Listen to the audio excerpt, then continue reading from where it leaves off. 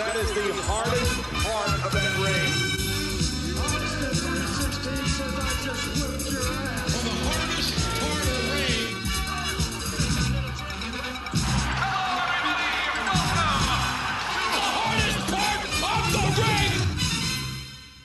Hello and welcome to episode number 24 of Hardest Part of the Ring, the podcast where four friends get together to discuss the wonder of professional wrestling.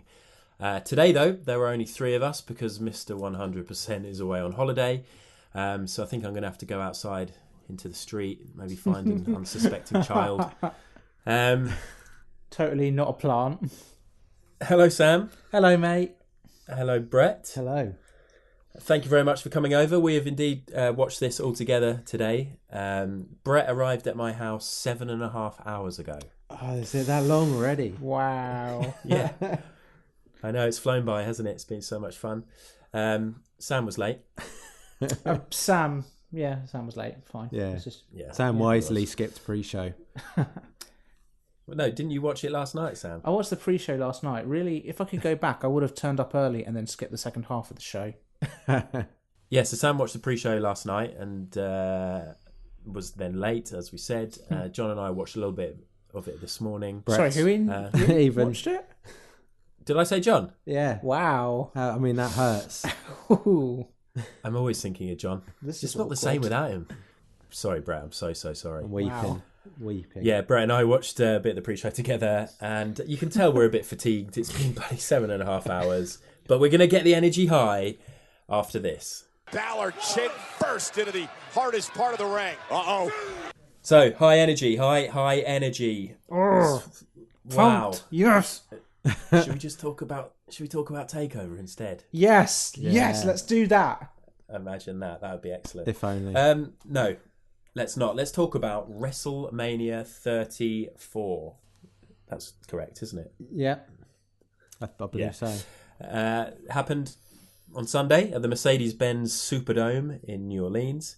Started off with 3 hours of kickoff show. That is ridiculous, right? That's a lot of kickoff Yeah. It's for obviously- not a lot of show. Hello, I'm Apron, the hardest part of the ring robot. Adam is wrong. There were in fact only 2 hours of pre-show, not 3. He'll blame this on tiredness, but we all know it's just because he's an inadequate host. Let's continue. It's just promos. You know, it's ridiculous. But anyway, there were some matches. The first one was the Andre the Giant Memorial Battle Royale. I thought there was a really weird glitch in this, and then suddenly Matt Hardy was there. But it turns out that's actually what happened. Matt Hardy was there the whole time. Bray Wyatt. Oh, fuck, kind of. guys. You can tell I'm tired. No. It's excusable to understand why you thought Matt Hardy was absent, as per all of the wrestlers in this match, other than Yeah. Goldust, who deserved to win it. Yeah. I loved the polka dots on his outfit as well. Goldust brought his A game, and he got robbed. He did. Yeah. Usually I'd suggest cutting out that mistake I made, but I think we'll roll with it because we simply do not have time. So Bray Wyatt turned up and I was thinking, here we go. What's his new persona going to be? What's the new gimmick? He's been in the lake. He's going to come up with something new. And he just had a big apron on. Yeah. He's worn before. He's the same. Yeah. Matt Hardy won. Obviously, you did a lot of laughing, and that was that. We won't bother talking about it for much longer. Delete it. Next up was the Cruiserweight Championship match between Cedric Alexander and Mustafa Ali. The match that in the preview pod, John said would be the match of the night. It's a huge shout, John, and you should be here to defend yourself because it was not the match of the night. No, nowhere near. No. Quite a bit disappointing, I thought. Can we maybe give Ale props for outfit of the night? That's kind of cool. It was one of them. Little kind of laser Beyblade on his hand. That's it's all right. I did feel it didn't really live up to expectations, apart from the fact that Alexander won, and I thought that was going to be the case. It didn't really hit the heights that I was expecting, and that these two I think are capable of. No, it had a couple of Spanish flies, and that's all I remember. Really. I think kind of part of the problem with this match is the fact that they didn't have a traditional heel versus face. Like when you have these two faces against each other, you've got to really work hard and sell the crowd on it to make that work. Otherwise, it just falls flat. Yeah, I think we'll say a similar thing about a face versus face match much later on. Yeah, but anyway, I think I was just going to say, I think there was plenty within the cruiserweight division to have had more of a story, more of a, like, as you say, face versus heel match that they could have had. But yeah, what they went with, it did feel a bit vanilla on story, and therefore I don't think that the in-ring brought it up to what it needed to be to get past that. Yeah. Agreed. But we have a new champion now, Cedric Alexander. So I was about to say we'll see how that unfolds in the next few weeks, but I won't. I'll read how that unfolds in the next We few will weeks. just assume it's happening. It's like Schrodinger's cat of wrestling. No one really knows if the cruiserweight show is going on or not because no one watches it. Will they just... I was watching the tournament, though. I just wonder if it's just going to go back to what it was before they did the tournament, and they've just added, like, Buddy Murphy, and perhaps it's just going to be the same. Yeah. Or if they might kick on from it and do something interesting. There might be a call-up or two from NXT. Who knows? Who knows? So next up, we had the Women's Battle Royale / advert section. This was quite strange, and we sort of pointed out at the start that it was very odd that Becky Lynch had her own entrance, and then sort of 15 of them walk in by themselves. And then Sasha and Bayley had their entrance. And we commented at the time, didn't we, Brett? Well, I did, that it was weird that Naomi didn't get her entrance, if you have the big names. But then we saw why. We saw why she was happy to forego her entrance because she won. Yeah. In a match where you didn't see her get eliminated, or I don't think you saw her get eliminated on camera, but you assumed she was, and then she just suddenly appeared at the end. Yeah. I'm expecting the bit where she went out was probably happening during one of the ad breaks that they brought up.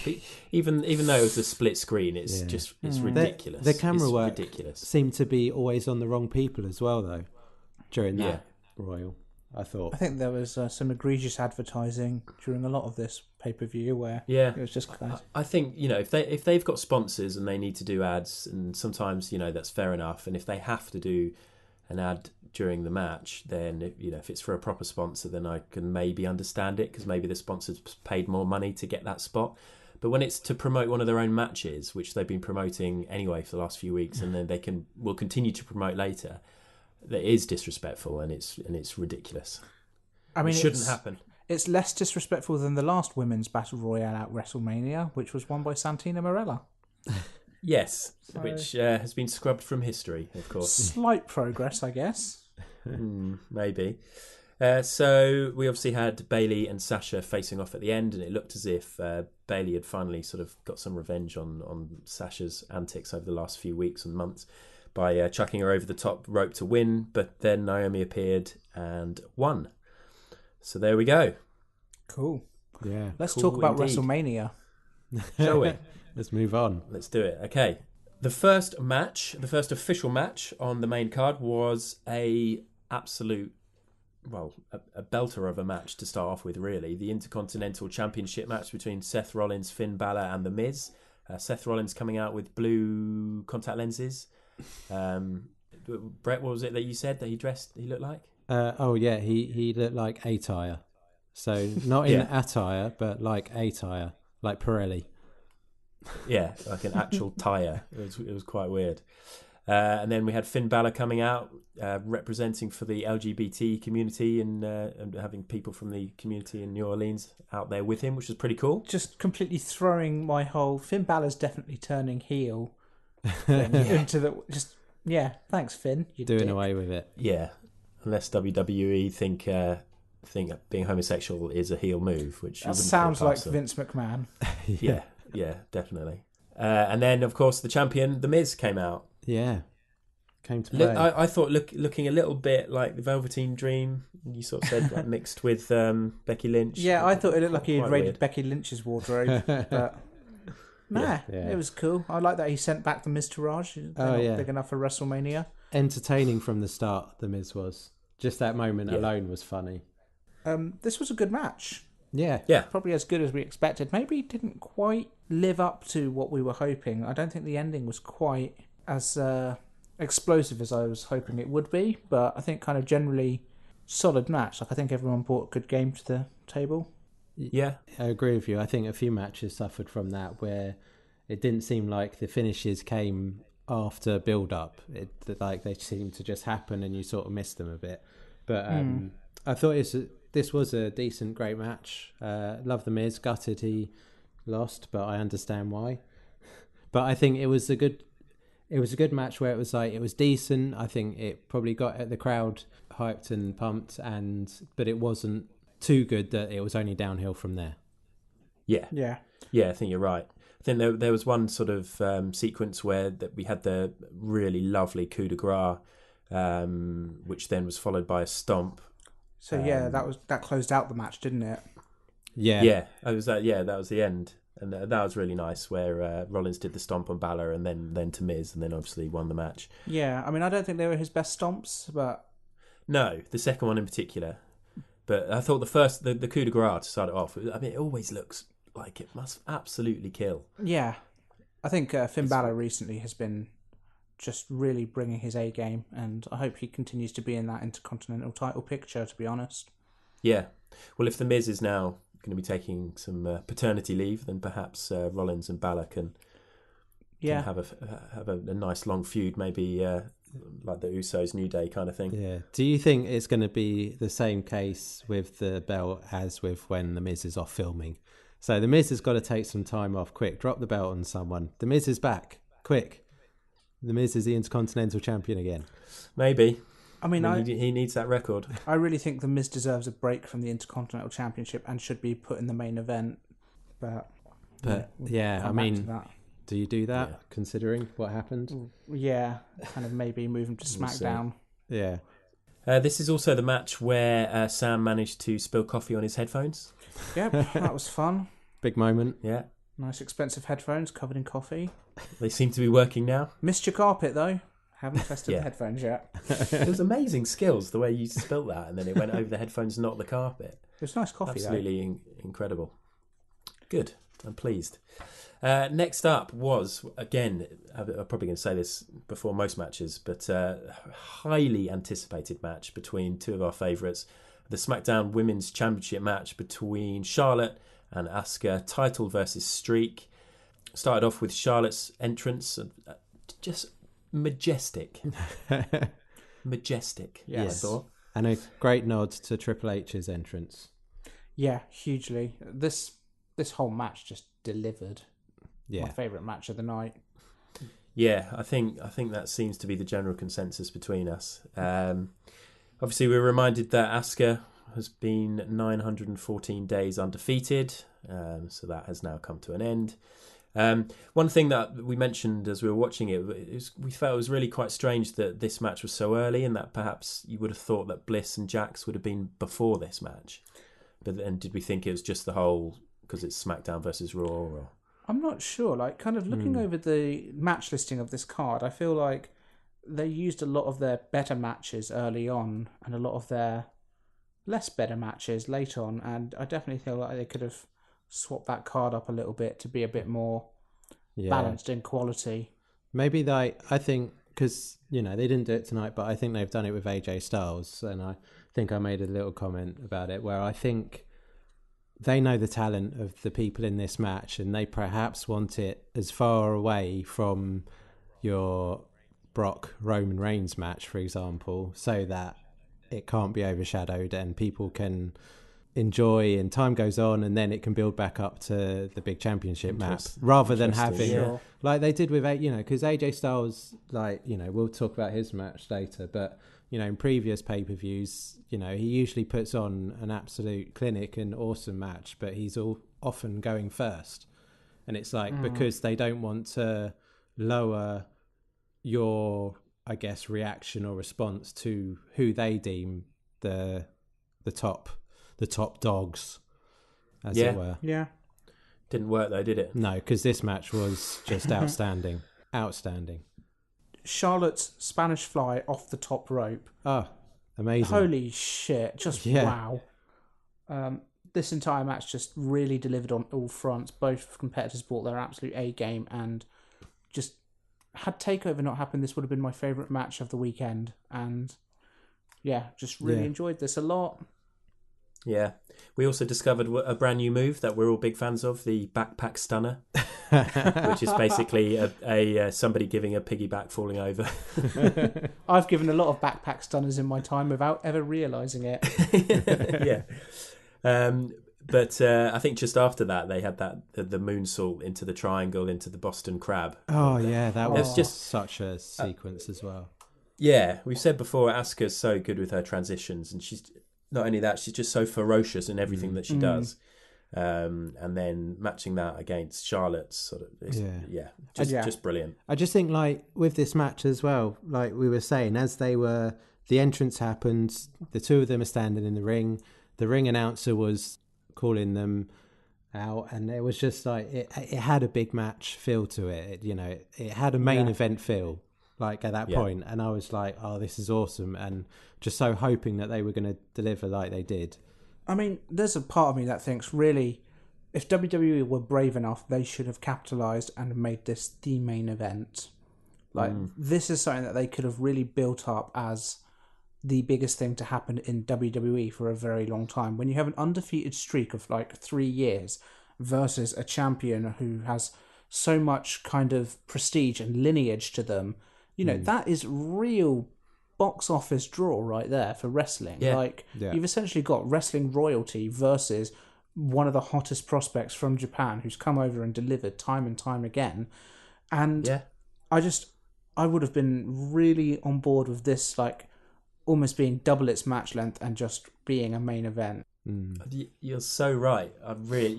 That might be the most sense you've talked on this podcast. I finally got there. Finally. 24 episodes, but I totally agree with you. The streak is over. Yeah, the streak of disappointing performances from Sam is over. I'm only joking, mate. Don't let that knock your confidence. And we need you. That's fine. I'm in your living room at the moment. You won't believe what I've done to your carpet. Hey, I can see. I will let the listeners behind the carpet. We were behind the carpet. Behind the carpet. Behind the curtain. First of all, update. None of us shit ourselves, like was predicted on the preview pod. We all tried to record in the same room, but we were having loads of issues with echo and the mics messing up. So we've all had to go to separate rooms. So Sam's in my living room. Foolishly trusted me in your living room. Yeah. With a TV, a lamp, all this artwork. I can't believe you've revealed what a high roller I am, the fact that I've got a TV and a lamp. You're a lucky boy, Adam. I know. I've worked hard to get that lamp. Living the high life. Yeah, I'm in the kitchen and I've spotted a NutriBullet, so Oh my God, do you want to swap places? Product placement there, Brett.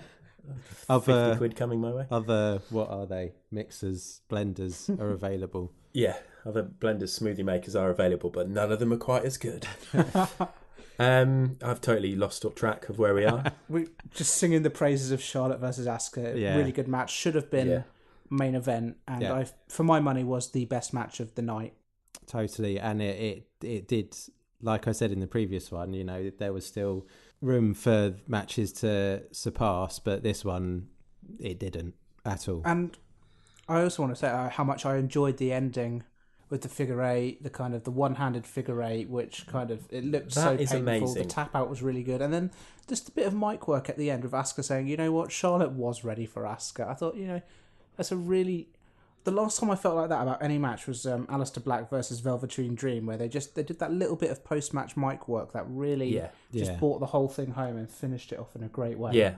The sign of respect, really lovely. I think, like you said, this was probably the best match. Well, definitely the best match for us. We all sort of we really enjoyed it. I mean, it helped that it was quite early on, so we weren't knackered and we hadn't had the pizza yet.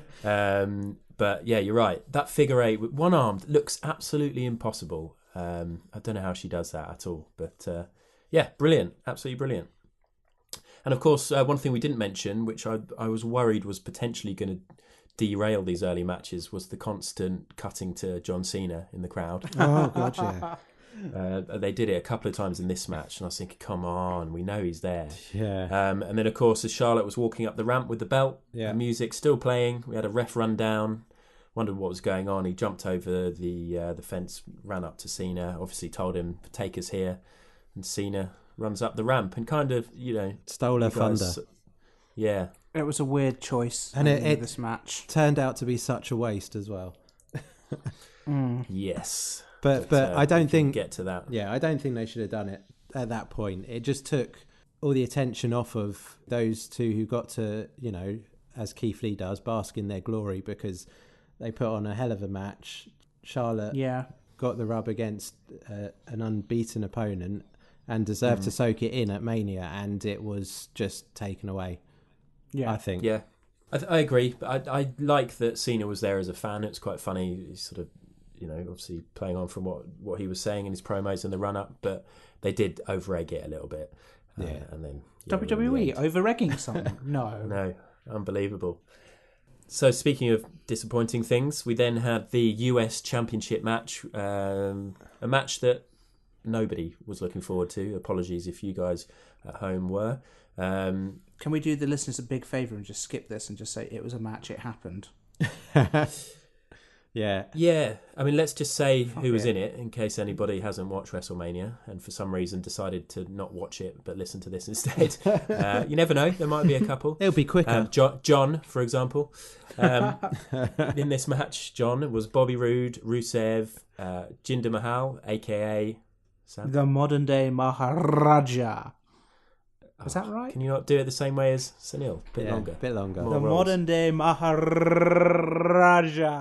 That was good.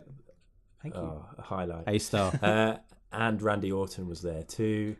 Yeah, I don't care about this. I like Rusev. I think that's it, isn't it? Jinder won. I don't care who won. I don't care who was involved. Rusev, follow through with leaving WWE and come wrestle at Riptide. That would be awesome. Yeah. Rusev deserves better. Let's move on. Okay. Jinder's our champ. Oh, God. So, we then had a little Fashion Files Snickers advert. Classic. And then we had the big match, Ronda making her debut alongside Kurt Angle against The Authority, Stephanie McMahon and Triple H. Of course, Triple H and Steph came out on motorbikes. Well, are they motorbikes? What are they called? They're trikes. Trikes. They must have a better, more badass name than that. Yeah? They're sort of like quad... Well, they're not quad bikes, are they? No, it's like they've got three wheels, like a trike. Yeah, like trike. Quad. Okay. I've got a 2-year-old. Does quad sound that much better than trike? Yeah, quad bikes are badass. Triple H hasn't allowed anywhere near quads. He always tears them. Hey-oh. Oh, shit, the bed. You are on form today, Sam. This is incredible. So, yeah, they came down on their motorbikes. Kurt Angle made the entrance that he should have made on his comeback. In the singlet with the medal around his neck, not in bloody Shield gear, looking like a Make-A-Wish Foundation child. That would be ridiculous. Imagine a child being put into a tag team. Don't be stupid, Adam. That can't happen. Yeah, so Kurt Angle came out. That was very nice. And then Rousey came out, and we were speculating what her ring gear might be, and she did go full Rowdy Roddy with the little kilt skirt thing, which I thought was a nice touch. Yeah. This match was far better than it had any right to be. Yeah. It wasn't totally agree. It wasn't like our prediction. Our prediction was like it was just going to be awful, or it's going to be so obscene it's going to be good, in like the good, the bad good way. But no, it was it was decent. Like there was plenty of good moments in it. I thought this would be maybe 6-7 minutes, like everyone get in the ring, Ronda goes over, everyone go home happy. Longest match of the night. Wow. Yeah. How long was it? It was 20 minutes, 40 seconds. And, of course, we forgot to factor in that Triple H is involved. So, of course, it was going to be the longest match. Yeah. It didn't feel like it, though. So there were other matches that I thought were the longest match. So that's another good... That's another good sign that this was good. Yeah, well, we've obviously said that Charlotte Asuka was our favourite match, but this match for me was the one that had me on the edge of my seat. For some reason, it was the energy that Rousey had and sort of the pace that she was going at, and I was worried in the build-up that she was going to be nervy and would she be able to cut it? Yeah. But she really got me pumped for it, and Yeah. I really enjoyed this a lot. Agreed. She really impressed. From the moment she was tagged in, she did that forward roll clothesline, which was really cool. It looked Yes. brutal. Yeah. She brought a real energy to the entire fight the whole time she was in the ring. And WWE, I don't know if they intended to do this, but they almost started breaking down barriers of this whole intergender, men can only wrestle men, women can only wrestle women thing. And I don't know how intentional that was of WWE to think, you know what, actually, this is an archaic and stupid viewpoint, we should get away from it. Or whether it was just a case of, man, we really want to put Ronda over. Let's have her beat everyone up. But yeah, it was. Yeah, when she was punching Triple H, that was brilliant, and Tripp was selling it beautifully. But Ronda Rousey can do that. It's nothing like watching Shane O'Mac try and do that later on. Ronda knows how to do it, and it all just looked pretty legit. And I thought she did brilliantly. Good. She did not look as green as we were expecting either. No, I think she's going to be really good, but I was ready to forgive her quite a lot in this first match, but those things weren't there. Yeah, I agree. Like Didn't need to. when I saw this, I was like, you know what? This is a bit of a kind of, what's the word? Not showcase, but like a kind of farcical match. I was happy to kind of give her a free pass on this and just be like okay, let's get this whole celebrity thing out of the way. But she looked like a legitimate wrestler, and I look forward to seeing what she's going to do going forwards. I really do. Yeah. I can't wait. True. Yeah, I was really invested, and the crowd were loving it, and it was good. I've got a little quote here that I wrote down that Sam said early on in the match. Stephanie's got a great manicure. I mean, she does. I recall that he did.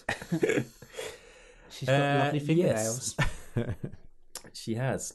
So obviously that match ended with, what was it? She had the armbar on Triple H, and then she had the armbar on Steph. Yeah. And then Angle did the ankle lock on Triple H.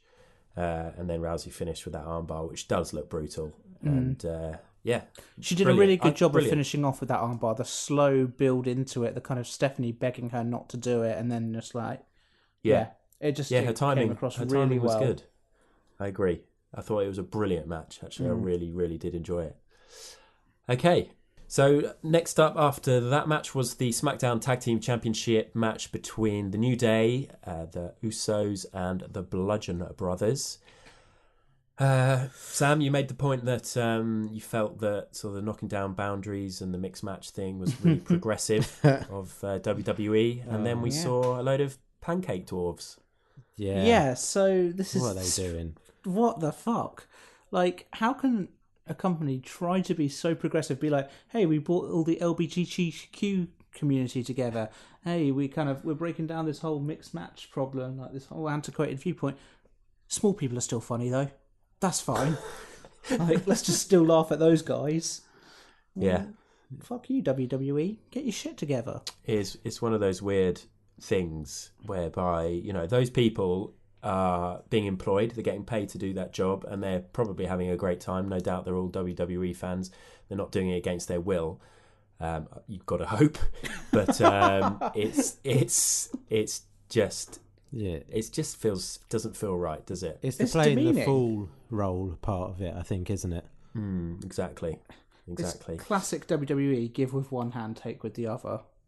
Yes. But anyway, that was the New Day entrance, by the way. If anybody missed it, they came out with the Pancake Dwarves, which is the nickname I've given them. We haven't mentioned the weird 3D effects that were over some of the matches as well. No, those dwarves were actually there. The weird sort of augmented reality style. Yeah. I mean, graphics. I guess that's for some VR watching experience that they might be doing. But they did it on some matches, but not on others. So they had floating pancakes and unicorns as well, didn't they? Yeah, that looked so cheap. Yeah. Like, as in cheap VR. No doubt it probably cost them a fortune to do. But yes, so next out were the Usos. They came, I felt, dressed as R. Kelly, both of them. Their weird white suits. I said they look cool until you said that, and I was like, yeah, all right, you've ruined it now. Yeah. Sam, do you remember your comment? No. You said that I said they look like R. Kelly, and you went, down since day one piss. Cool. Yeah, I don't remember that. Yeah, I thought it was funny, hence me writing it down. I'm really glad that you took notes during this. I just kind of watched it and enjoyed the first half. I think I'm the only one who made many notes, and it was mostly me making notes of funny things that you said or did. Thank you. Yeah. Stephanie's got a great manicure. Oh, Sam spilled his coffee. Oh, down since day one, piss. I was just watching you, mate. I wasn't really watching WrestleMania. I'm a wonderful house guest. You are. You're very funny to look at. Thank you. I don't know if that's a compliment. I'm an irresistible force. Thank you. Yeah. You're not like most girls. No. Bludgeon Brothers came out next. They didn't really have anything fancy, did they, apart from their masks? Still haven't bought some proper hammers. No. No. They didn't use them, at least. Yes, and then the match itself. Nothing really happened, did it? It was I'm flat. struggling flat. to remember any of this match. Like, I know who won it, but I think Yeah. the Bludgeon Brothers were dominant at first. They did some stuff outside the ring, and then, as I said, it was. I think it was quite the come down after how invested we got in that last match. yeah. And Yeah. there's not really much to say, is there? Really? No, and we were. Not I was really. expecting a bit more from this match as well because of the New Day and because of the Usos, but they were just beaten up and then it was over. So it was totally not what I was expecting or wanting from this match. A disappointment. Yeah, I'd agree. Yeah. And now the Bludgeon Brothers have got the belts. Yeah, So. and I don't even think it's not put them over at all. I don't think it's just I don't know. It's just where they want to go. Yeah. Yeah, definitely. They've got the full backing of the bookers, so we'll have to just wait and see. Yeah. So anyway, it doesn't really matter if we don't talk too much more about that match because it saves us some time. We've got plenty to talk about. We are going to leave it there, though, for this section because Sam and Brett need to get home and we just basically need to carry on with our normal lives after something like 8 hours watching and talking about wrestling. So we're going to reconvene a little later on and record the rest of this, but you're going to hear that after this. Oh! Right on the apron. The spine run right down the apron.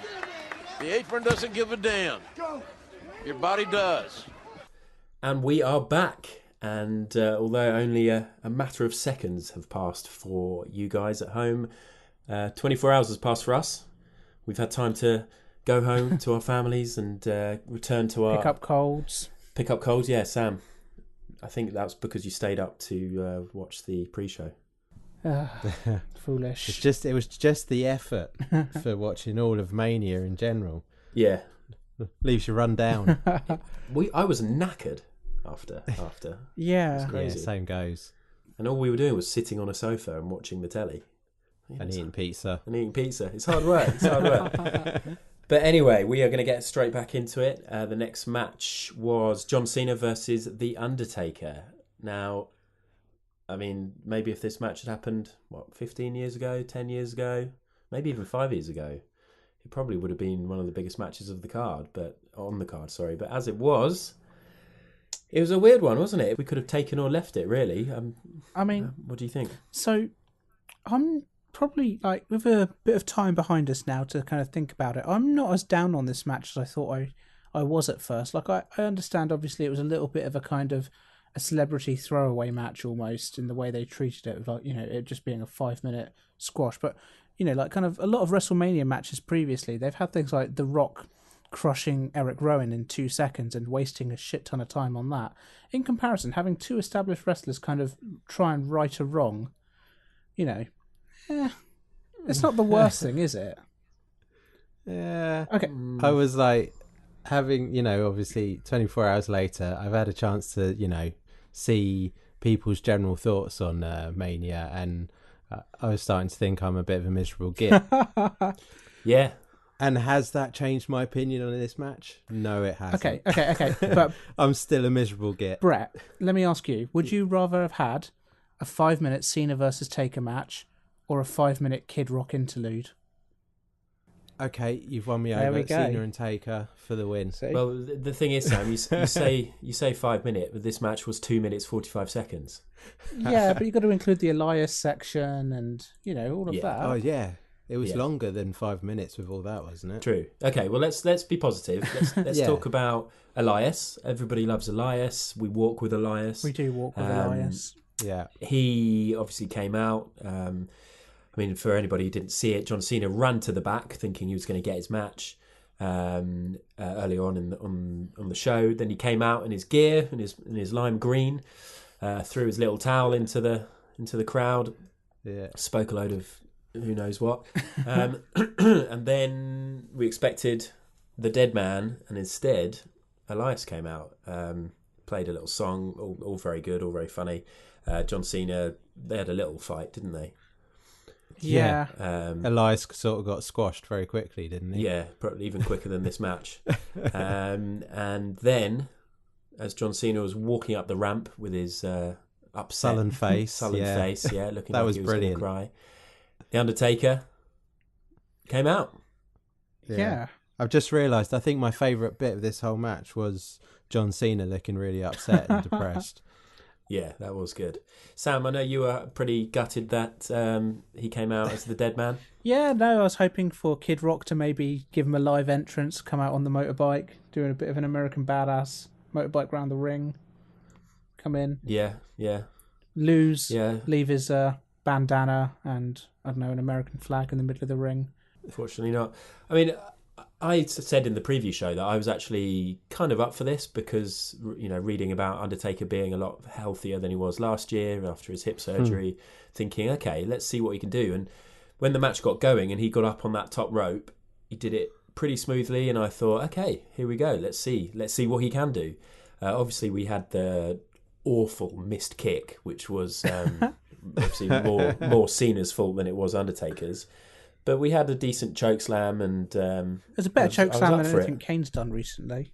Yeah, but then it was done. It was over. I don't think this was ever going to be a 30-minute barnstormer. Undertaker is 53 years old, man. I mean, come on. I wanted 5-6 minutes. Honestly, like double the length to 6 minutes. I just don't think it did what you're sort of hoping it was going to do, which was, rewrite the last match for him. No. I found it, I don't know.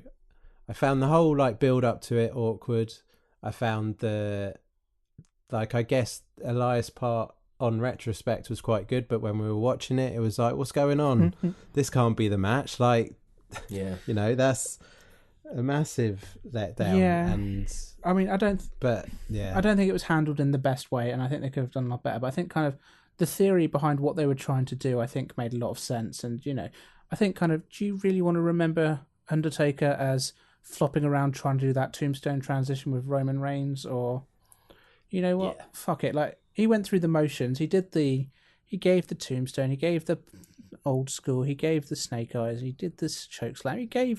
He did everything that kind of, you expected the Undertaker. It wasn't a proper match. It was just a send-off. And I'm kind of okay with it. He's given enough to the kind of WWE to be owed that. Then though, for me, if it's like a send-off, go all out on the entrance rather than just a very slow walk. They could have, gone all out on the theatrics, less so the match. Yeah. But would you have been okay with that? A longer entrance than a shorter match? Yeah, I would have been. Because I just think that was part of what I used to love of The Undertaker, and some of his best Mania moments was just how cool his entrance was and how over the top and grandiose it could be. They didn't really go for it with him, did they? No.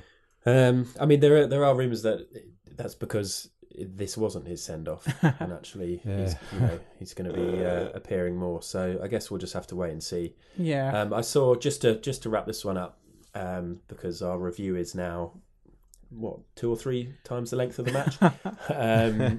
I saw Dave Meltzer said that the reason that they didn't announce the match earlier, that the whole sort of is Undertaker going to turn up thing, is because the card was already loaded and ticket sales were already doing really well, so they didn't actually want to commit to it fully, and they wanted to sort of allow themselves time to potentially go down a different route if they wanted. And I just thought that's so sort of telling, really, that neither of these guys are vital to WWE anymore, and the tickets were going to sell even without these guys. And really, maybe the era of sort of getting the legends back isn't such a big isn't such a necessity now because there's just so much Well, I mean, talent. if the Hall of there. Fame has taught us anything, it's that they've run out of legends. So, congratulations, Jeff Jarrett. Yeah. Okay, well, let's move on. Speaking of Hall of Fame, they did the little 2018 Hall of Fame section after this match, introducing everybody who got inducted, of course, with Goldberg headlining. And then we had, was this your most anticipated match, Sam? The return of Daniel Bryan? It was, and it did not deliver, unfortunately. Yeah, so Daniel Bryan and Shane O'Mac versus Sami Zayn and Kevin Owens, with the stipulation, of course, that Sami and Kevin would remain fired from SmackDown Live if they were to lose. The entrance was good. Again, I was doing a lot of Sam watching. He was looking very pleased with himself. I mean, let's hold up. The entrance was not great. I did not like the Vanguard one bit. Oh, God, yeah. The whole kind Sorry, of, I forgot about remember 2013? That was fun. It's like, fuck off, guys. Come on, let's enjoy wrestling for now, not for what it was. I like the videos. Yeah. I like the videos of the Yes Movement. That was quite cool, the viral videos. But I didn't. Why the Vanguard one graphics? I don't know. It was a really strange choice. But the thing is, as well, is that, like, even the viral videos and stuff, it was just a bit like, hey, do you remember when this was relevant and stuff? It's like, you know what? Daniel Bryan is a good enough wrestler to get the crowd over and not have to rely on all of this fucking stock footage from 4 or 5 years ago. It's just, it shows a lack of confidence in WWE and their stars. It does. Considering, like, every time Daniel Bryan is anywhere near the arena or on screen, like, the yes chants in the audience ringing through exactly, like, constantly. So it's no one needs reminding. It's just frustrating because that's probably the most popular chant is in about 10 years or so. It's huge and simple. It's simple. It's good. It's just so simple. People love it. Simple. So they can remember it. Exactly. We don't need to be reminded of how big it was. Like, that part of Daniel Bryan's story is finished, and I would suggest that in the next few matches that we're going to talk about, there are going to be things that are much more worthy of a rant than a short little video like that. And that we need to try and keep some positivity. For example, in this match, like, it was, again, I think, like, the booking of how they planned it out. For Bryan to, like, have, you know, for them to go for he's badly injured, need the stretcher, just leave him for most of the match. So we're just watching Shane versus Sami and Kevin Owens, which is what no one wants to see. And I understand, like, the build it up for that moment, but it didn't really have that effect. It just had that. It just, I think, took all the energy out of such an insane choice. Yeah. We were really worried, weren't we, that they were going to do the whole, actually, they're going to wheel him out the back and then he's going to run down again like Nakamura. It was... But instead, they just had him lie next to the stretcher and they had the paramedics just sitting there and nothing the most happening. Useless paramedics ever. I hope if I need a paramedic, it's not those guys. Yeah, the New Orleans paramedic department, not great. No. We should mention Shane's family was there. Which was it you, Sam, who commented that Shane's kids don't appear to have aged? They haven't aged in 20 years. They're just they're extras. Let's be frank. You thought they were extras, and I think that it's just a different family in every state that they arrive in. Yeah, I think Shane just lives alone and doesn't actually have a family because he's just so depressed about the way he gets treated by his dad. 100%. Shane McMahon lives in Triple H and Stephanie's basement. Could be. And then obviously getting back to the match early on, and just to give Shane more grief, he tried his little MMA, jabs. After seeing them from a total pro in Ronda Rousey, they looked even worse, didn't they? They were poor.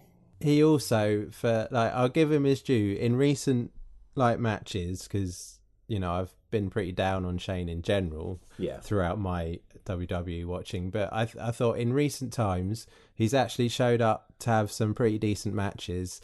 I think he's past the step now. It's gone. He always goes above and beyond. There's going to be some sort of crazy spot. But unfortunately on this match, I mean, he did his coast to coast, but we knew it was going to happen. It wasn't that spectacular. It's still a good move. Yeah, I mean, it's just. Do you guys remember the novelty when Shane McMahon came back and he was like, "Oh my god, he's going to fight," and then every single pay-per-view. Yeah. Shane. I don't mind this one. It made sense. I just hope he doesn't get himself into another feud for SummerSlam or something. Yeah, I think. Of course he will. I think leave it for a while. I'm not saying I don't want him in the ring again, but leave it for a good 6 months or so. But No, probably won't happen. I'll commit to that. Shane, I don't want you in the ring again. Please. Wow. Yeah, I think he's done. Yeah. In the ring. Okay. Get lost. Okay, fine. Personally. When Daniel Bryan did get into the ring, it was great to see. Obviously, he's still got it. It's so explosive. He is 100 miles per hour all the time. I love watching him wrestle. Yeah. Those drop kicks to the corner, like practically kicking their face off. Yeah, it was cool. He used a lot of good. the Miz's moves, like he used the it kicks. Yeah, but it just wasn't a well booked match, was it? It's such a huge moment to have him back, and it would have been much better, like you're saying, if he was just on the edge of the ring and it was a hot tag, and we know they do that a lot, but the hot tag in the end didn't feel that hot. No, absolutely not. I mean, the other thing that maybe they could have done, which might have been cool, is if they had a backstage segment earlier in the show of Owens and Zayn just beating the shit out of Daniel Bryan or something. Yeah. And then have him run in like 5 minutes into the match. But I just don't understand why they didn't give him a proper full match. Like, it's Daniel fucking Bryan, guys. He's the biggest wrestler in the last 10 years. He took some big bumps, so maybe they were like, right, I'll go hard, but I'll only go hard for 5 minutes. I mean, to their ease credit, myself back in. I would say it made Owens and Zayn look more heelish, and I think those guys are doing a great job in their current roles. Yeah, they are. Yeah. Of unemployed. And they made also the bit where he was on the stretcher, like with the whole, you made me do it sort of stuff. I thought they played their part well. Yeah, I think that was hilarious. That's Kevin Owens didn't at some point when he was down on the floor, he was like, "Great return, Daniel. Great job." Yeah, those two are He's so good. funny. They really are. I'm a big fan of both of them. Yeah, but overall, overwhelming? No, underwhelming. Yes. At the time, we were wondering if it was just a bit of a pizza slump after the takeaway we got. But on reflection, I think, it's actually kind of funny because, like, we're now at the point where 24 hours later we're reviewing the second half of WrestleMania, which I think a lot of us would agree was the worst half of WrestleMania. Yeah. Well, it didn't have our two favourite matches in it, did it? So no. Yeah, I think you're right.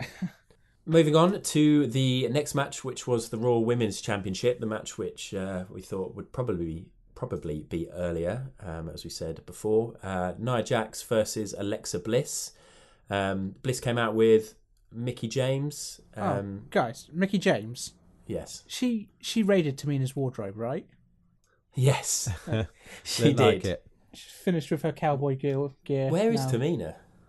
She's, I don't know. Yeah.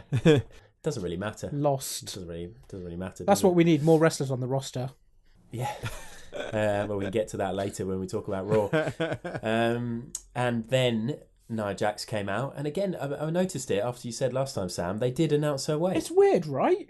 Yeah. Yeah. Like, and they didn't announce Bliss's. So it's obviously a deliberate thing. Yeah. And it's obviously something Nia has agreed to. So I guess we're going to maybe have to look at it in a positive way and think that she's sort of going, hey, I don't care. Sure. You say my way. Yeah. It doesn't matter. It doesn't mean anything. I mean, that's a really nice way to think about it. I did not consider that as a thing. I kind of thought they were almost kind of tongue-in-cheek using this irresistible force thing as a kind of, we're not going to say you're fat, but... Well, I think being English, I always struggle with pounds anyway, so it doesn't really mean anything to me. Yeah, I can see that she is a large woman, and I can see that she's definitely larger than Alexa Bliss. So I don't really need the figures involved. Everyone is larger than Alexa Bliss. Right? Yeah, she's tiny. So the match started with Nia battering Mickie James, which was excellent. I think we all agreed that the camera work was great here when they cut to Bliss with her sort of shocked-looking face. I love that bit, especially when Nia grabs Mickie James, and proper Incredible Hulk to Loki kind of just slams her one side, other side, and then Alexa Bliss is just like, fuck. So good. Yeah, she's doing her best Miz impression. Yeah, she's a brilliant Yeah. coward. John has been saying it for a long time. Alexa Bliss's kind of facial expressions are among some of the best on the roster, and she doesn't disappoint. Yeah, we can't give props to John when he's not here. We need to be slagging him off. Oh, fuck off, Mr. 94%. Perfect. Good work. So yeah, basically it was dominant. Basically Jax was dominant, wasn't she, throughout this, which is what you expected and what you wanted. Yeah. Yeah. I was kind of hoping for a Carmella cash-in. Yeah, I just feel like Carmella isn't box office enough for WrestleMania. But that's the kind of thing that would make you box office is, you know what, fuck you, I don't care what people think. I'm going to rock up and just cash in and win and stuff like that. That's what gets you over. That's the stuff that develops your character. Yeah, that's fair. But she didn't. Nope. There was an Alabama Slammer. An I wrote that Alabama down. Slammer. That Always was good. looks really painful. Fierce. Yeah. And Nia Jax became the champ. 10-minute match. You know, it sort of was what we expected. Nothing. It wasn't amazing. It wasn't bad. Yeah, I mean, No. I tell you what, this is probably a match that I think could have happened on Raw and maybe not happened in WrestleMania. I guess because it's a Yeah, title but match. it's the it kinda- championship, though, isn't it? I think this is one of Yeah. my problems with this year's WrestleMania is kind of they've got so many titles with Yeah, they do. both brands. We've got to fit them all in. Yeah, and I think it actually hurts them more than helps them. Yeah, I think that's what used to annoy me with the brand split the first time. Was like there just seemed so many belts and everything seemed to lose importance. Yeah. And I understand with the brand split, and also because they have such a roster that you need something for the different tiers to be working towards. But then when it comes to the main show, like Mania or various pay-per-views, it's just like there's too many championship matches. Absolutely. And there's no importance there on like any one. There's a huge argument to say that TakeOver was a million times better, and part of that is because the championship is not like the end-all be-all of every single match on TakeOver or NXT in general. No. They were talking with SmackDown that they were going to try the like a point system, weren't they, or ranking system? But yeah, they ditched it. They did it for a couple of weeks and then they ditched it. Which was lame because like having something where you could have different matchups, like you don't have to stick with certain feuds. You can shuffle the pack a bit more and get some more interesting, dynamics with people. And not everything have to be, at the end, your rank says that you're ready to go for the belt, but it's not all for this belt or that belt. Yeah, absolutely. Yeah, but I think you're right. Going back to the match, it was all right. Yeah, Perfect wasn't review. the worst. Wasn't the worst indeed. Okay, so next up is the WWE Championship match, the Dream Match, the match with, as we found out in the preview show, Brett's two favourite WWE wrestlers, AJ Styles and Shinsuke Nakamura. Start off with the entrances as normal. Shinsuke with the was it the lead guitarist from Alice Cooper? Did you say? Yeah, it was. I can't remember her name though. No, but she was at TakeOver the night before, wasn't she? Yeah. Yes. And then a load of violinists and a load of drummers that we missed because all the violinists were in the way. In the way. It was good. I liked it. Yeah, really cool entrance. They always do something good. WWE really got their money's worth out of the LBGT kind of community. Oh, you think they were playing the violins as well? Yeah, absolutely. And they were pancake people too. Let's just double all of that up. Yeah. AJ, on the other hand, just sort of standard entrance. Yeah, I don't know what you can really do with. So I do think with some of the guys' entrances, there's not really much you can. I guess there's something, but the live music thing you can't really go along with. So what do you do beyond? I mean, AJ was offered one, but he don't want none. No, he don't want none. You're looking scared. No, he don't. I'm sorry. That was as funny as when you did it live yesterday. Oh well, thank you, Adam, for bringing that up. I'm so sorry. That's okay. That was in the second half of the pod that I'll be editing. Oh shit! Yeah, so the match kind of plodded along, didn't it, for the first 10 minutes? And I think really that's kind of what we're going to be saying about the whole match. It sort of didn't really build momentum. No. It didn't build at all. The crowd didn't invest in it. The show is so long. It's so long that by the time you reach AJ Styles versus Nakamura, I don't know how you can possibly be hyped up. Like, I think that's the biggest problem here.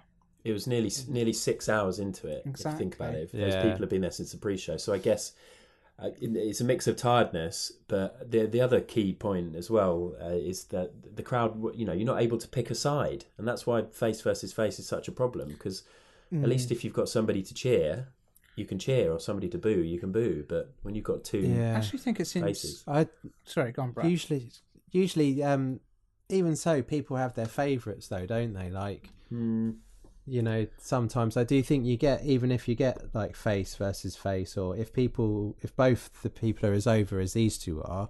Yeah. I mean, I do think this crowd was, I think they were already knackered and flat by the Daniel Bryan Shane match sort of thing. Like, even Daniel Bryan had to like get them G'd up by like trying to instigate the clapping and stuff. So by AJ Nakamura match, I think they were very flat.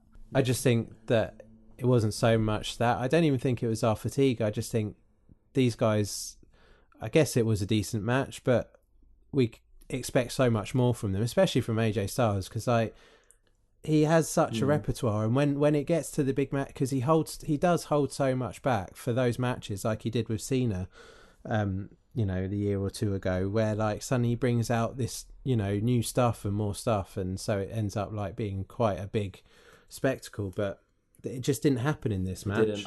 It was like a SmackDown match, like you were saying. The other one was like a Raw match. It was like they'd had it on there and they had a few of their spots and that was it. So I kind of feel like maybe the biggest problem with this match was the build-up and just, the lack thereof. Essentially, like, what made the Cena versus AJ match so good was that there was no kind of like pussyfooting around it. It was like AJ was the guy from the Indies, Cena was Mr. WWE. This was a clash of two different worlds coming together to give an absolute spectacle of matches, and they really built up to that in such a good way, whereas this was kind of, you guys are both like big in Japan, but essentially this whole feud is predicated on patting each other on the head. It was just bollocks. But don't you just think it's you shouldn't need a build up for, it's like an exhibition match basically. When AJ ended up having that match on Raw with Finn, that had no build up, it just happened and it was a great match. Sure. These are two great wrestlers, and you shouldn't, I mean, he had this with Kevin Owens, didn't he? The first match they had, where everyone was thinking, oh my god, dream match, all that stuff, and like what just disappointed. I would kind of counter with is that I feel like it's not so much that the build up wasn't good enough. It was that it literally subtracted from the match. Like, the whole thing, the whole build-up was just dog shit. I just didn't care, I think, was the problem. Yeah. I wanted to care, and I just didn't.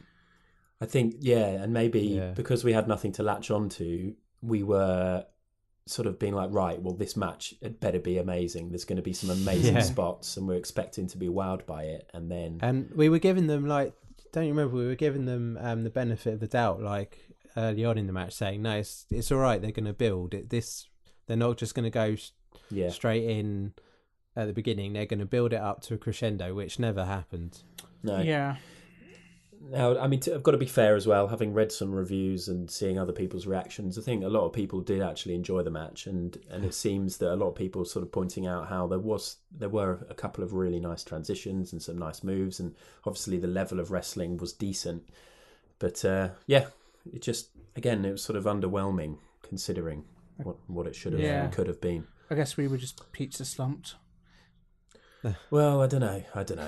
But obviously, straight after the match, we had a heel turn that was better than the match that preceded it. Yeah. I mean, I think I would have preferred an AJ heel turn. I don't know. AJ doesn't need it, does he?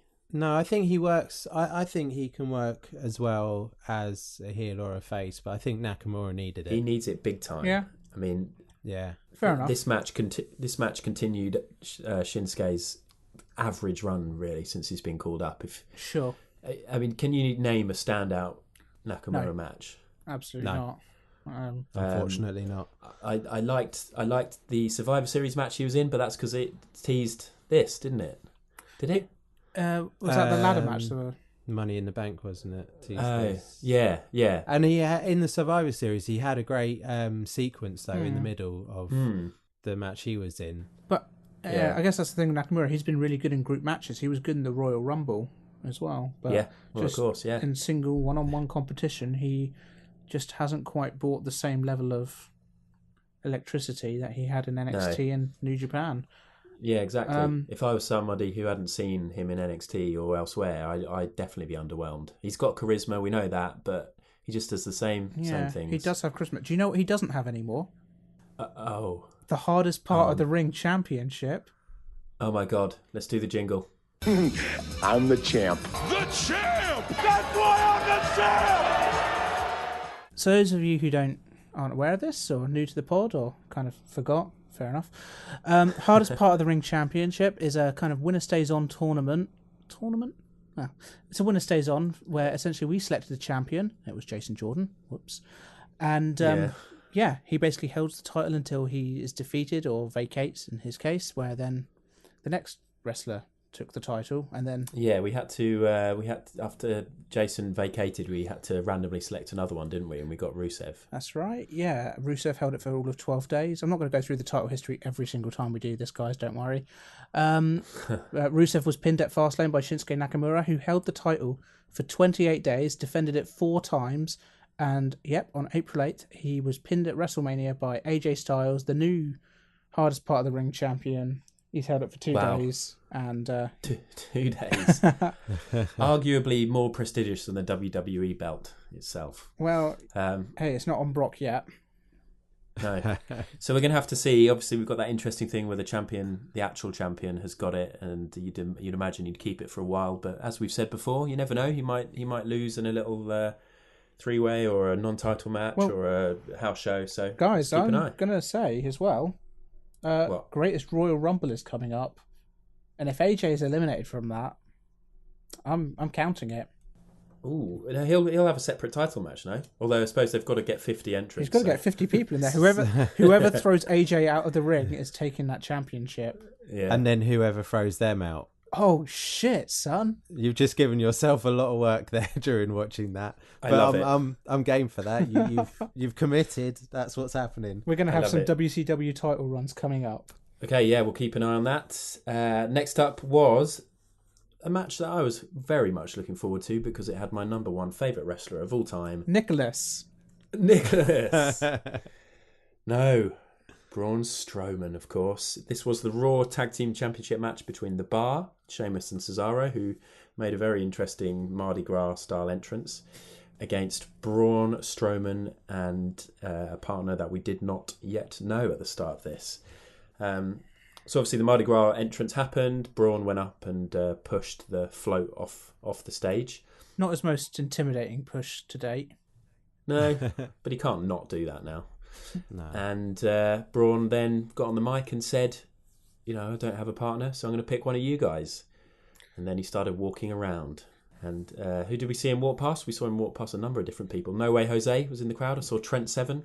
Yeah. So did you guys also know that Hiroshi Tanahashi and Okada were both in the audience? Oh my God. Imagine how different. He really missed a trick. But eventually he stumbled upon what we thought was a young lady and took her back to the ring, asked her what her name was, and the little boy said, Nicholas.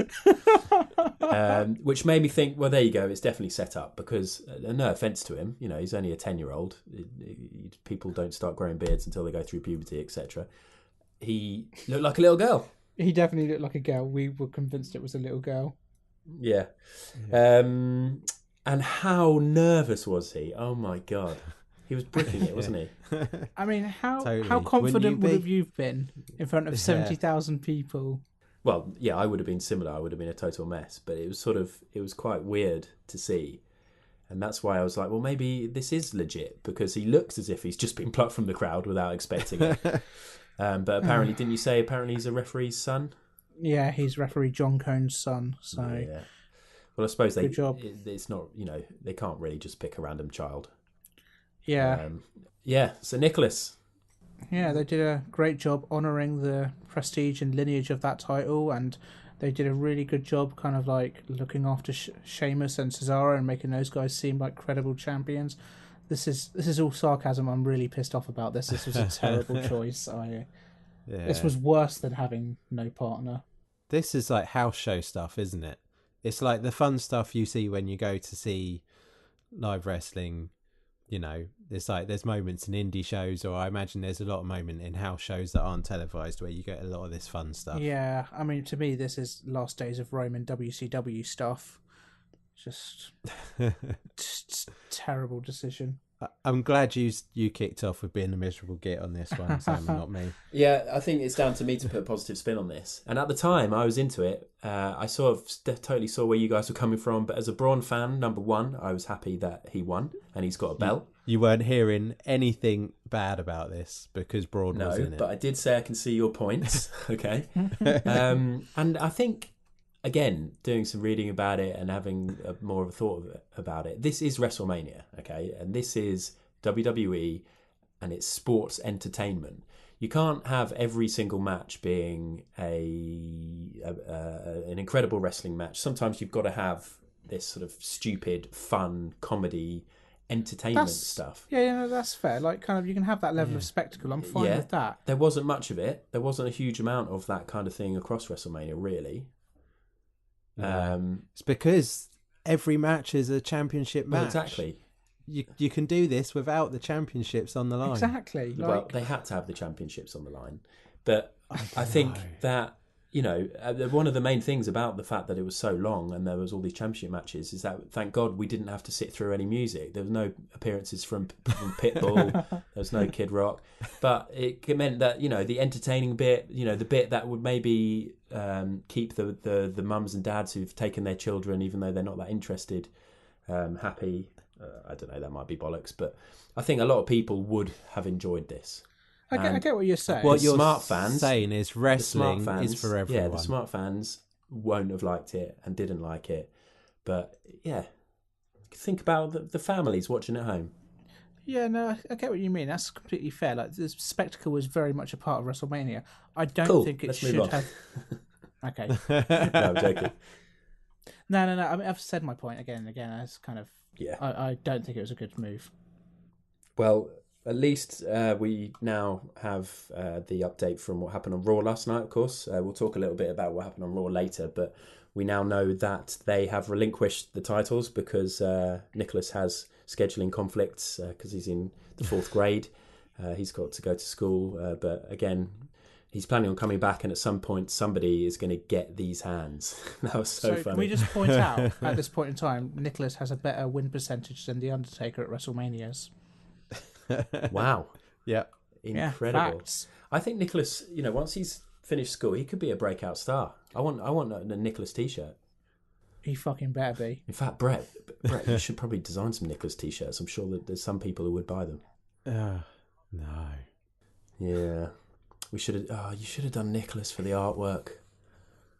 It's done. It's too late. It's too late. That would have been amazing. Oh well.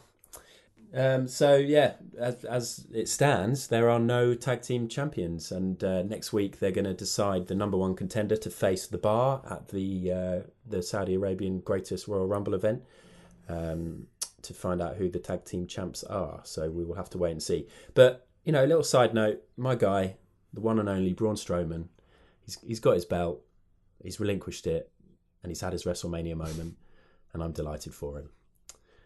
Well done, big guy, if you're listening. Proud of you.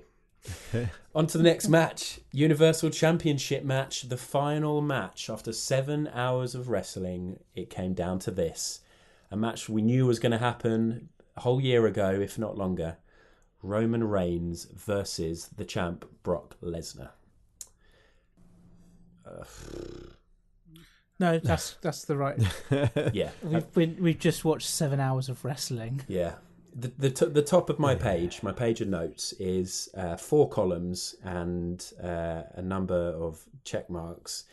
So I've got Superman Punch 5, F5 6, Spear 2, and Suplex 6. Now they may be inaccurate because at times I had my head in my hands, and we may have we struggled big time counting these. And I kind of feel two ways about this, but I'll let you guys go ahead and talk about.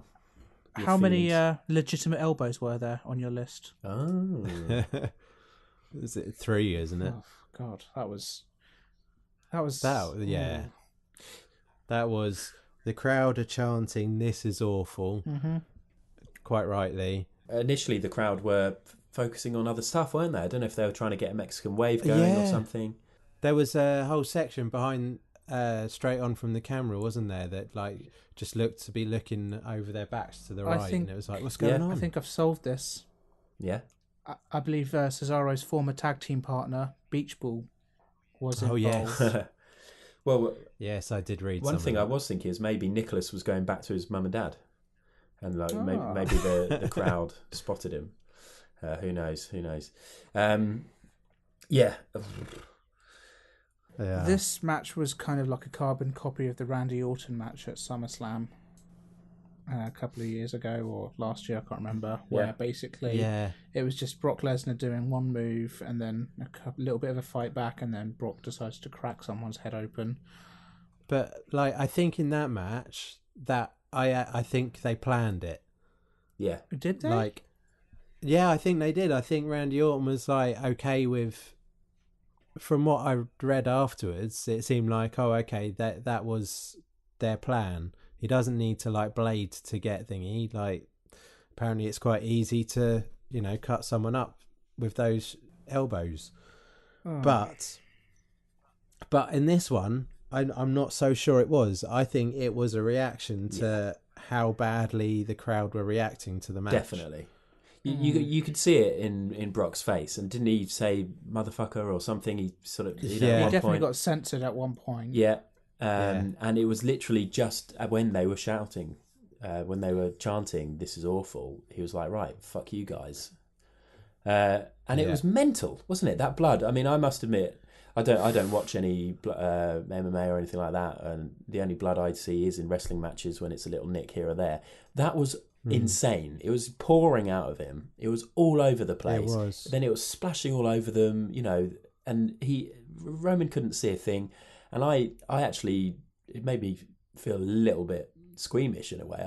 I'm not a fan. I know a lot of people are into it, but no, it was definitely like there was a lot. I mean, I can't remember if it was Eddie Guerrero or someone before that like in the past had bladed but they'd cut too deep. Yeah. And like there was just like blood pouring everywhere, and it was a case of he really needed to get to the hospital after the match, sort of thing, because he'd lost too much blood. And I think that was a similar like level of like, it just seemed like it was gushing. Yeah, I think it takes you out of the match.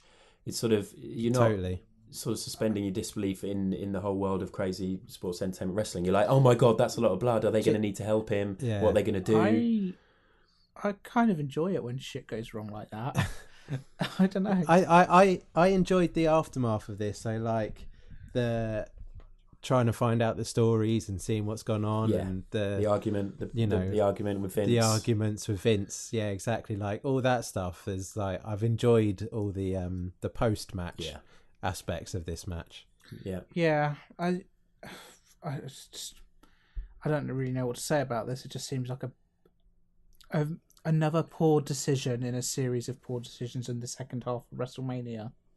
Yeah, and they did all this, and Brock still kept the belt. Yeah, so that is one of the main things, because I think we said in the build-up, and a lot of people are saying, is whatever happens, Reigns is going to win, and that knowledge that we've had for the last year is finally going to come true. Reigns is going to get that belt that they've been building up to, and we can move on. But instead, it just felt like we were trolled massively again by WWE, which is something they love to do, by letting Brock keep the belt, because we all thought he was going. We're all so bored of him having the belt, and it turns out he's re-signed. Paul Heyman's re-signed, which is obviously good news, and he's going to be sticking around. But I'd read that I think that it was Vince called the change in decision during the match. Really? Apparently, yeah. Apparently it was a Vince audible during the match because Reigns wasn't going over like he was hoping.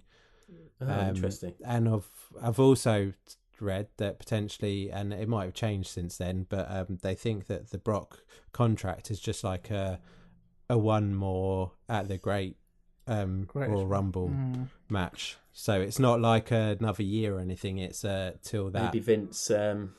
Maybe Vince actually got a call from a Saudi prince saying, do not change the belt, change it with us or else. Yeah, here's a few more noughts. It's a very strong point. I think maybe you might be right with that. The only other thing I was thinking is that perhaps they're trying to give Brock a longer reign than CM Punk's one. CM Punk. Just to kind of get that kind of... Get rid of it. Swept under the rug. Yeah, that is definitely probable. Definitely probable. Yeah. I think that's definite, basically. Well, one thing I would say is just to sort of, maybe round up, is say I'm a bit 50-50 in that obviously we're pissed off that they have all these different finishing moves and they're consistently kicking out of them. And you've got Roman Reigns kicking out of 5 F5s. But I saw online somebody made the point that both Strowman and Samoa Joe can't even kick out of one. And it's sort of everything that's wrong with the match and everything that we've got a problem with. But then at the same time, it is...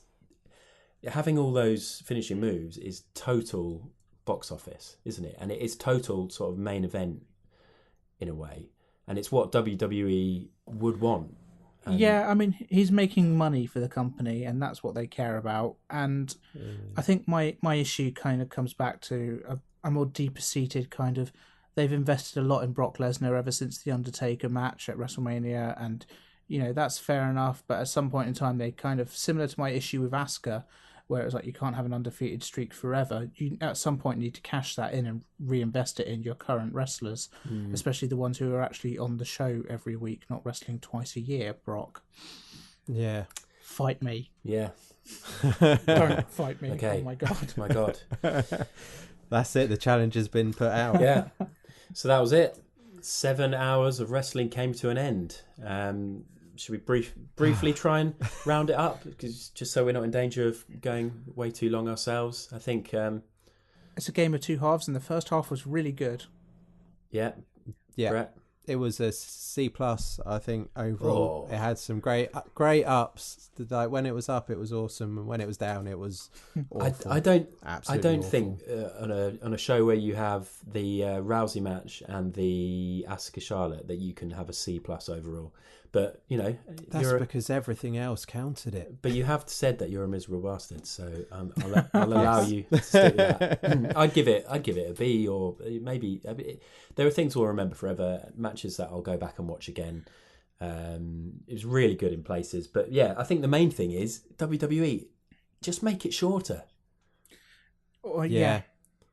It could have benefited from what Takeover is. In that aspect, it doesn't need to be all day. Yeah, and we could go into, we could speak for ages about why NXT have got it right and why WWE have got it wrong, and the reasons why WWE have to do more, and etc. etc. Well, we won't. But even if it was our pre-show and a 4-hour show, I understand it being an hour longer than the normal pay-per-views because it is WrestleMania, but 5 hours is ridiculous. It's just too much. It's too much. Give more incentive to the roster to get their match on Mania. You know? Like, because everyone's getting a moment in that day, and maybe incentive is lost. Yeah, that's a good point. You don't have to do anything to get onto Mania because there's going to be battle royales. WWE is horribly bloated, and WrestleMania is the height of that bloat, and it shows. And they can have the best wrestlers in the world, but if they're putting on 1 million matches over shit tons of hours, then it's not going to fly. No. Speaking of bloated, Raw last night, we had call-ups for Ember Moon, No Way Jose, and Authors of Pain. Quickly to touch on those, obviously Ember Moon, that's the standard thing. She's dropped the belt, so she got the call-up, and it looks like they're going to go in hard on her. No Way Jose, I was like, but I think this could well be maybe he's got Elias factor Yeah. to The it. Elias call-up factor. The family audience are going to have a lot of fun with him, and there's no doubt that conga is going to be entertaining. Well, for the people that are there, maybe not for us watching. Authors of Pain, obviously, they're going to be dominant. Did they ditch Ellering? Look like they. Apparently so. So I've got a theory for this. I was like, because I watched it and it was like, oh, they've ditched Ellering. Why on earth have they done that? And then I'm like, is this Warhammer? Bludgeon Brothers. War Machine. Oh. No, War Machine. Oh, I reckon Ellering might be going back, staying in NXT and being there. That's interesting. Ellering's not going to want to travel around the country doing 3-hour shows every week, is he? Well, that's a good point. Yeah. He's got a cushy job. Plus, War Machine are like, they're a similar vein of character. My thoughts are that he just wants to retire. He's come back. He's had some fun at NXT, and then Sam, you're right. He doesn't want to travel around the country, literally just walking out with two men and standing there. And maybe he's like, that'll do. That was fun, and I'll leave them to it. We shall see. Obviously, we had the return of Bobby Lashley as well. Bobby Lashley, somebody who I know pretty much nothing about. He was around when I wasn't watching wrestling. Yeah, he was good when he was wrestling. He did represent Donald Trump, so he's always got that against him. Yeah. Brett, you might know more about him as the TNA fanboy that you are. No, I wasn't really. I sort of caught him a bit in WWE, and I wasn't totally won over by him there. And I don't actually remember him being around much when I was into TNA. I think it was towards the latter part where I started to lose interest. Yeah. Okay, well, we shall see. It was pretty impressive, the move that he pulled on Elias, so it'd be interesting to see what they do with him. We had a Samoa Joe return, which is obviously brilliant news. Yeah, that's cool. Awesome. But then, if you look at that is 1, 2, 3, 4, 5. I mean, 6 if you include both members of AOP. New members of the roster. And don't forget Jeff Hardy's back. And Jeff Hardy came back, of course. Yeah, Jeff Hardy's back. I mean, Nicholas is gone, so that's one down. Paige is gone. That's the next big thing. Paige basically officially retired, didn't she? Which was that's sad. really, really sad. Yeah. Yeah. And I think it's heartening that she's taking inspiration from Daniel Bryan, never to give up. But who knows? Who knows what the condition is of her neck, and we'll just have to see what she does. I think obviously she realised that actually just walking out and watching people doing what she wants to do, it isn't really going to cut it, and fair enough. So good luck to her. And the final note that I've got is Kevin Owens and Sami Zayn grovelling to Kurt Angle for a job. And the TNA reference. That's pretty funny. That was funny. Yeah. I hear TNA's hiring, said Kurt Angle. Did you hear the crowd chanting it afterwards? Yes. People have really loved that. I mean, people are absolutely lapping that up. It is very funny. Kevin Owens and Sami Zayn were obviously told to have a match there was one space on the roster. They can have a match and whoever wins takes it. And they had a double count out. So it'd be interesting to see what they do with them now. We've got the Superstar Shake-Up coming up next week. So who knows? Yeah. Are we saying Kevin Owens and Sami Zayn for 205 Live? Oof. Is that a stretch? Not sure if Owens can not lose for the Sammy. weight. We'll see. Sorry, Kevin, you're fired. Okay, that's that. After this, we will have a little look at how we did with our predictions from the preview show, and we'll also check out some listener comments after this. Balor chin first into the hardest part of the ring. Sam, Predictions. Let's rush through this because we've spoken a lot about WrestleMania. Brett, out of the how many matches were there? 13, 14? 15? What else? 15. I don't know. You got 4 right. You predicted Shane McMahon, AJ, Ronda, and Charlotte to win. Everyone else you got wrong. Yeah. So nicely done. Poor showing. John, Mr. 100%. 96%. Yeah, around that. Mr. 4, I think we can call him, because he also got 4 right. Ronda Rousey, Bludgeon Brothers, Cedric Alexander, and Matt Hardy. So embarrassing. well done. I was then next. I got 7 right. Shane McMahon, Bryan, Ronda Rousey, Charlotte, Nia Jax, Taker, Cedric and Braun. And then Adam, winning the prediction game with 8 correct answers. Shane McMahon, Bryan, Rollins, AJ, Rousey, Jax, Taker, Cedric, Braun. I have noticed that you did copy my predictions for the last 5. So take that with a grain of salt. Are you sure you didn't copy mine? That's a very good point.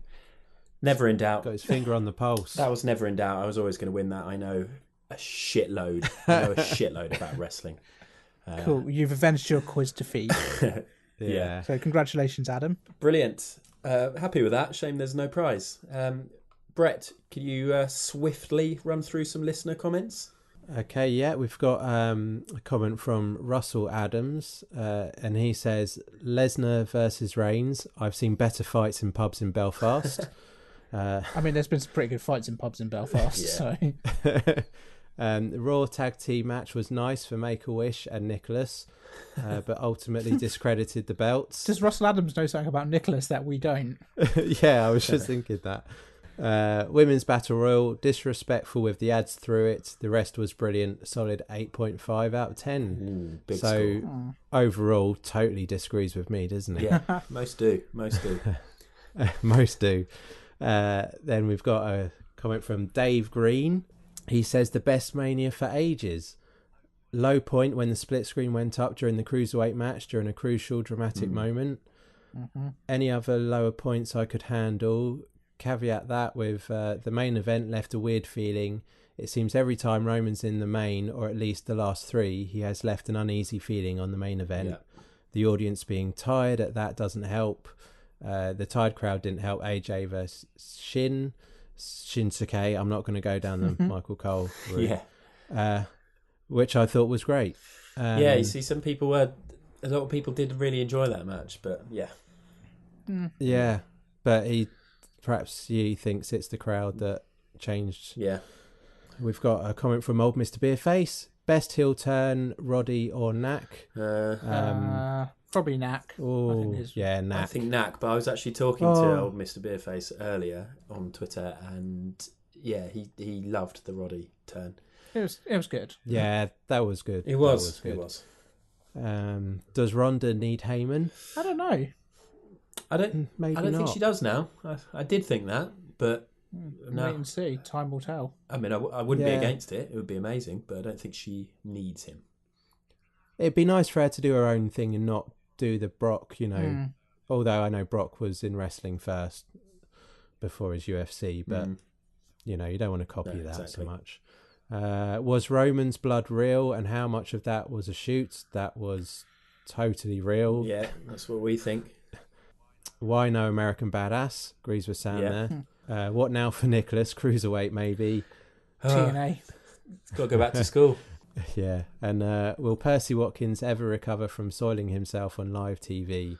All the questions. I missed that moment. Wow. Yeah, I think I missed that. Maybe old Mr. Beerface is getting some sort of separate live stream that the rest of us aren't privy to. Who knows? And we had pod favourite Hill Nick Payne. He sent us a full essay of opinions, WrestleMania length, worthy. But we poked out his thoughts on Charlotte Asuka specifically. This generation's Macho versus Steamboat, just incredible. My match of the night. We all agree with you there. Mm-hmm. Spanish Fly makes no sense with the size difference of these two, especially from the top rope. And yet they made it work. Pretty awesome. Think the shock result added to a great match, although I predicted it. But does this mean Charlotte versus Ronda headlining WrestleMania 35? I'd be down with that. Oh, yes. Let's wait and see on Ronda, see what she does. Well, Charlotte should be headlining a WrestleMania at some point for sure. I'm absolutely fine with that. Cool. Yeah. And one last one from LLC Oliver. I wish Nakamura's live band stuck around to play him off after that massive cock punch. Yeah, best comment there. Excellent. That sums up WrestleMania perfectly. It did. Brilliant. Thank you very much to everybody that got in touch. Oh, man, shoulder first on the apron. Okay, that's about it then. We will wrap things up for this WrestleMania review pod. Our next podcast is going to be in 2 weeks' time. I think as with most people, most wrestling fans, we are extremely fatigued after WrestleMania weekend. We've also got loads of other Access and various other shows that I think we're going to want to try and catch up on. So we're not going to do a podcast next week, but the pod after that should be a very good one. We are going to do our first ever, for the podcast anyway, hardest part of the ring draft. So Our superstar shake-up. yeah. Yeah. Basically, we'll be taking it in turns to create fantasy rosters where we're going to pick wrestlers from Raw, SmackDown, NXT, and the Indies as well. It's something that we've done privately over the last couple of years, and it's been loads of fun. And we basically take it in turns to pick wrestlers, keep an eye on those wrestlers over the next year, and then next year we will give each wrestler a score and find a winner because we're all very competitive. Should be loads of fun, and obviously it's perfect timing given that the Superstar Shake-Up's next week and the rosters should be a bit more settled. So we can look forward to that for sure, and hopefully you guys can as well. In terms of getting in touch, I'll just do this quickly. If you want to email us, it's hardestpartofthering@gmail.com, and on social media we are at hardestpartpod. But until next time, thank you very much for bearing with us, especially after watching all the wrestling you've been watching. Thank you for downloading. Please feel free to review, subscribe, and all that stuff. But that is it. It is goodbye from me. It is goodbye from Sam. Superman punch. And it is goodbye from Brett. Goodbye. And that was the hardest part of the ring. That is the hardest part of that ring.